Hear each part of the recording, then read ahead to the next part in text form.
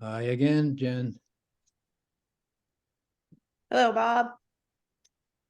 I think we'll wait about another minute or two. And we'll I think we can begin. I think we said 1:45, so okay, let's we're okay. start then. So welcome back, everyone. We're in the home stretch here, and I look forward to another series of great presentations. The next one will be from Sola Therapeutics, delivered by Akinori Hishiya. Dr. Hishiya, if you're ready to go, we look forward to your talk. Okay. So now, can you see my slide? Yes. Great. First, I'd like to thank you, Jen, and the other organizers for these great opportunities. And I'm Aki at Sola Biosciences, located in a Greater Boston area. And we are developing the protein folding-based gene therapies for ALS. And so when we develop the some therapeutic interventions, we first to figure out what can cause the disease. But ALS is multifactorial disease affecting caused by both environment and genetic factors. And even in familial ALS cases, the gene mutations in more than 40 genes have been discovered. So this actually makes the identification of specific target difficult. But the more than 95% ALS patients have a protein folding issues with TDP-43. So TDP-43 target therapy can be a fundamental treatment applicable to most of the ALS patients, but this therapy has not been realized yet. So the reason is patients have two types of TDP-43. The one is properly folded TDP-43, which is functional and essential to CNS functions. But the second one is misfolded TDP-43, which is toxic and it can cause neurodegeneration. When we think about the TDP-43 targeting therapies, and this therapy can target both species, it can cause neurodegeneration. So for TDP-43 targeting therapies, we need to target only misfolded TDP-43, but this is not so easy. The reason is in most patients, the properly folded TDP-43 is identical to a misfolded TDP-43 in terms of its primary amino acid sequence. And the second reason is this depends on the disease stage, but in most patients, the properly folded TDP-43 proteins are abundant than misfolded TDP-43. But we all have these systems, sophisticated systems called protein folding systems or the chaperone systems to detect misfolded proteins. I'm actually protein folding guys, and my research focuses on protein folding and the protein quality control systems. So our initial attempt was to activate chaperone systems to eliminate misfolded disease-causing proteins. But the result was not so great. The effect was very weak, if any, and the results are not consistent across all studies. Besides, we often observed some unexpected effects after activation of chaperone systems. We thought about that reasons, and our hypothesis is because chaperone system can work for any kind of proteins, so direct effect on an intended protein is very limited. Besides, the chaperone systems are implicated not only in protein folding systems, but also in like a protein assembly and protein transport and apoptosis and also cell signaling. So simple activation of chaperone systems can cause many off-target effects. To overcome these problems, our idea is to activate the chaperone systems only for intended proteins like TDP-43.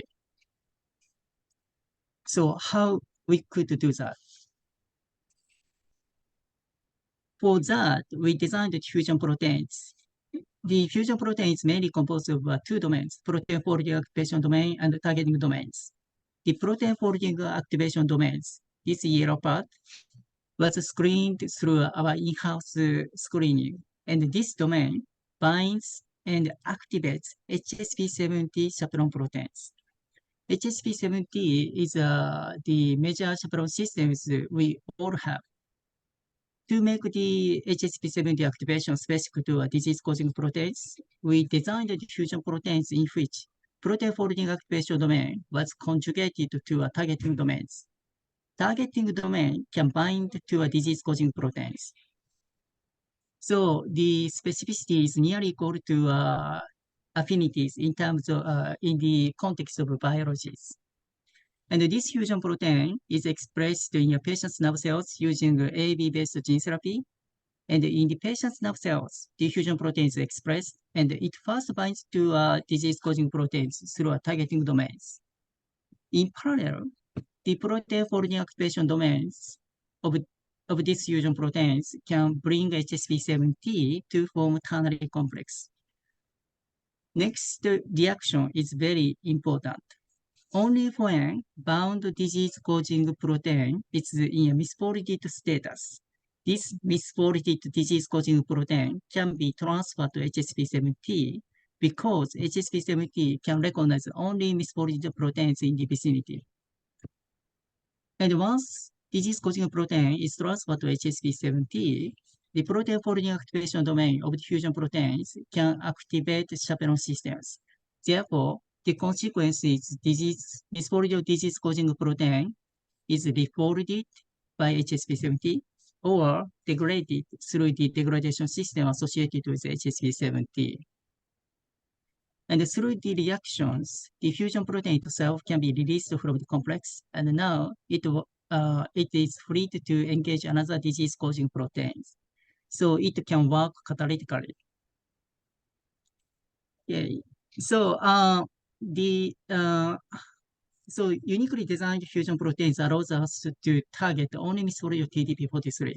So we first designed fusion proteins as a TDP43 targeting therapies. For TDP43 targeting therapies, the protein folding activation domain was conjugated to a single chain variable fragments to engage TDP43, and we named it SOL257.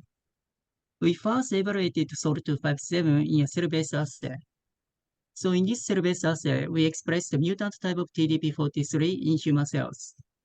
And after the expression, mutant TDP43 proteins form the aggregates, and the aggregates are immunoreactive to anti-phospho-TDP43 antibodies. But SOL257 strongly eliminated phospho-TDP43 aggregates. The fractionation assay also shows that the phospho-TDP43 proteins are exclusively fractionated into insoluble fractions, and this insoluble phospho-TDP43 proteins were strongly eliminated by SOL257. And importantly, when SOL257 was expressed in human motor neuron cells, the SOL257 did not interfere with normal functions of endogenous TDP43 proteins. So SOL257 successfully discriminates misfolded TDP43 from properly folded TDP43. So after confirming the in vitro efficacy of SOL257, we generated SOL257 AAV to express the SOL257 in vivo. We first injected SOL257 AAV into a wild-type mouse to confirm its safety and expressions. The injection route is neonatal ICV, which allows us to express transgene broadly in the CNS. We monitor the mice up to 24 weeks, and during this study period, we didn't see any abnormalities in body weight change nor the clinical observations.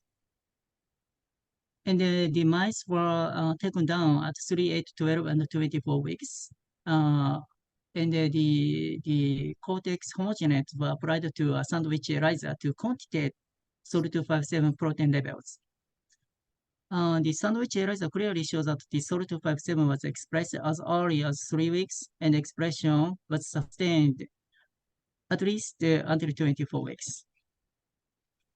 Okay, so after confirming expression and safety of SOL257 AAV in vivo, we evaluated SOL257 AAV in a TDP-43-based mouse models. This mouse model was generated at the University of Pennsylvania, Virginia Lee's lab, and this mouse model takes advantage of a TETO system. After doxycycline is removed from their food, the mutant type of TDP-43 start expressing, and the mice develop various TDP-43 pathologies like phospho-TDP-43 aggregates and neurodegeneration, gliosis, and the mice eventually die within 5 to 8 weeks. To assess the SOL257 effects, we injected SOL257 at P0 through ICV, and doxycycline was removed at 5 weeks. And we monitored the mice until 5 weeks after dox off. To be honest, we didn't expect the therapeutic effects of SOL257 in these first studies, but we successfully observed the therapeutic benefit of SOL257 on survivors. So group 1 mice, this is a healthy control, so 100% survivors. But the orange line is a group 2. This is a diseased mouse. So we see the sharp drop of survivors after dox off, but SOL257 treatment group is a orange line, which successfully achieved 100% survivors, just like a healthy control. And also the fractionation assay clearly shows that the accumulation of phospho-TDP-43 in a disease mouse, but SOL257 injection strongly eliminated phospho-TDP-43 aggregates. So we presented the same data at the last conference, and I'd like to update our latest data at this year's ALS ONE conference. So after these studies, one of our questions is how long SOL257 treatment can prolong the duration of lifetimes. So we repeated these mouse studies, but in this second studies, we monitored mice until all mice died. So in this second study, this second study also clearly shows that the therapeutic benefit of SOL257. The orange line is disease mice. The control AAV was injected, and the doxycycline was removed at 5 weeks. So as you see here, all mice died until 8 weeks after dox off, but SOL257 treatment successfully improved the duration of survivors. So these are very exciting data, and we discussed with many pharmaceutical companies and the scientists, and we received many questions. The questions were basically converged on the 3 questions. The first question, why didn't you inject SOL257 after dox off? So our answer, or I should say our excuse, is this mouse model is very aggressive. And just 1 week after dox off, they showed TDP-43 pathologies. And 3 weeks after dox off, they start dying. But we also know that it takes a couple of weeks after until transgene is freely expressed from AAV after injections. So this puts us off injecting SOL257 after the presence of TDP-43 pathologies. The second question is most of the ALS patients have a TDP-43 protein folding issues. But this mouse model is based on the expression of mutant type of TDP-43. So the TDP-43 pathologies observed in this mouse model may be different from the actual patients. So we agree. And the third question is injection route. Neonatal ICV injection is not applicable. So these questions are very challenging, but we decided to conduct another mouse studies using a different mouse models. We chose C9orf72 based animal models. This mouse model was established at the Mayo Clinical College. And in these mouse models, the mutant sequence from C9orf72 is injected using AAV, and the injection route is neonatal ICV. After the injections, the mice developed various behavioral abnormalities, but most importantly, this mouse model also develops TDP-43 pathologies as early as 3 months. And this mouse model does not show the premature death. So this mouse model allows us to inject the SOL257 at 3 months.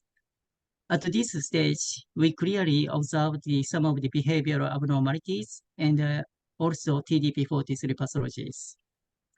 And the injection route is intracecal, which is more relevant to actual clinical administration route.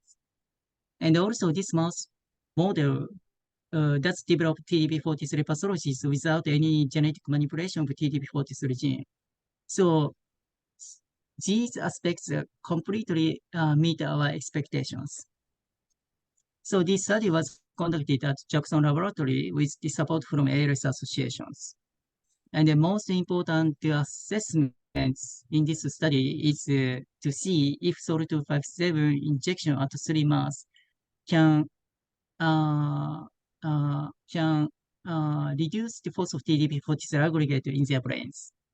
So Jackson Laboratory stained the mouse sections with anti-TDP-43 antibodies, anti-phospho-TDP-43 antibodies, and they sent us the many data, images. So these images show that how phospho-TDP-43 aggregates look like. So 2R is a healthy control, while 149R, this is a disease mouse. So we see the brown dots. So these are phospho-TDP-43 aggregates. And SOL257 treatment seems to reduce the phospho-TDP-43 aggregates. So the Jackson Laboratory counted the size and the number of phospho-TDP-43 aggregates, and they sent us the data.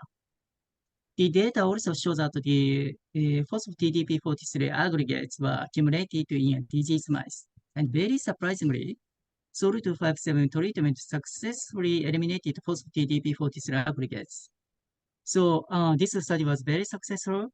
And the next question is, okay, SOL257 can reduce the can reduce the TDP-43 aggregates and improve the TDP-43 pathologies. But does this lead to a therapeutic benefits? Because the most of the ALS patients have a TDP-43 aggregates in their nerve cells, but we still don't know if TDP-43 pathologies is the leading cause of ALS or just like a secondary effect, and TDP-43 pathology itself may not contribute to ALS. SOL257 treatment successfully reduced the force of TDP-43 aggregates even in these mouse models. So this study can answer the very important scientific questions. So we conducted the behavioral studies. This mouse model develops some behavioral abnormalities. One of them is hyperactivities. And hyperactivity can be assessed in an open field test. And the Jackson Laboratory conducted the open field test at 6 and 9 months. So as you see here, the 149R disease mice show that the hyperactivity phenotypes compared to 2R, this is a healthy mice. Very interestingly, SOL257 successfully attenuated hyperactivity phenotypes in these mouse models. The second behavioral abnormalities observed in this mouse model is muscle strength weakness. And muscle strength can be assessed in a Y-hung test. And the test was conducted at 6, 7.5, and 9 months. So we can clearly see the weaker muscle strength in a disease mice. But very surprisingly, SOL-257 successfully improved muscle strength in these mouse models. So to summarize, the SOL-257 injection was well tolerated in a mouse. And the SOL-257 successfully eliminated phospho-TDP-43 aggregates in both TDP-43 mouse, model mouse, and C9orf72 mouse models. Consistently, SOL-257 successfully shows the therapeutic benefits on survival in the first mouse models, and the attenuation of behavioral abnormalities in the second mouse models. So these are very exciting and encouraging. And with these data, we just started the IND-enabling studies to submit IND by Q1 2026. So Sola is still a small company, but we have a very solid and strong team, and we are very flexible and open for any kind of collaboration. So if you have interest or any questions, please feel free to contact me. Okay, so yeah, so thank you, and I'm happy to take any questions. Thank you very much. This is really a fascinating summary. We do have a question or two initially. First is from Professor Giampaolo Merlini asking, does HSP70 also inhibit TDP-43 aggregation in addition to promoting the degradation of the TDP-43 aggregates? Sorry, HSP70 inhibits the aggregation? Yeah, does HSP70 inhibit TDP-43 aggregation in addition to promoting the degradation of the aggregates? So really Yes. a question. Yeah. So basically, the HSP70 chaperone systems has mainly two activities. The first activity is refolding and disaggregation. So HSP70 activation clearly shows that the disaggregation activities of TDP-43s. But if the misfolding of TDP-43 is kind of severe, then HSP70 decides to send the TDP-43 proteins to degradation systems. So HSP70 basically has two activities. One is refolding, which is like the same as the disaggregations. And the second one is degradation. Thank you. Thank you. And I had a question just in terms of understanding the JUMP70 protein a little bit better. So when you, for example, describe the targeting domain, is that actually a domain that consists of a part of misfolded TDP-43, or is it a protein which is a linker to misfolded TDP-43? I really didn't get that clearly. Yeah, so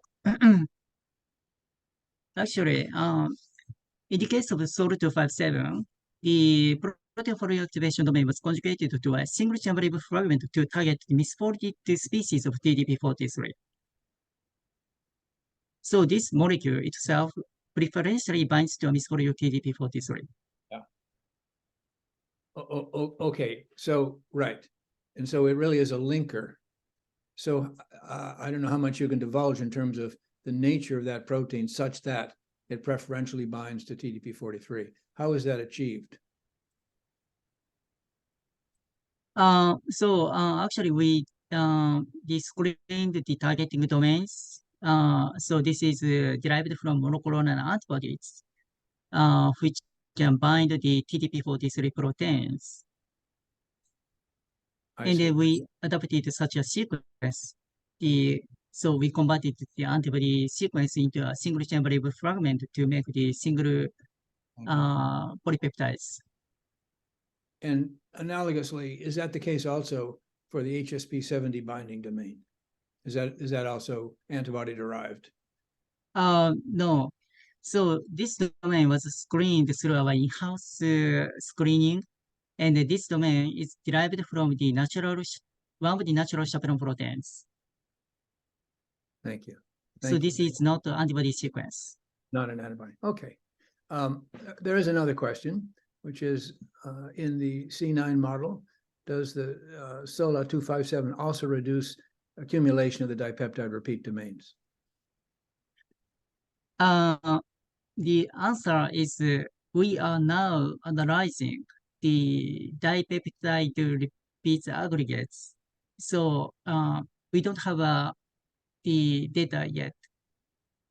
I see. Okay, terrific. Well, thank you very much. That's just absolutely fascinating. Let's turn Yes. now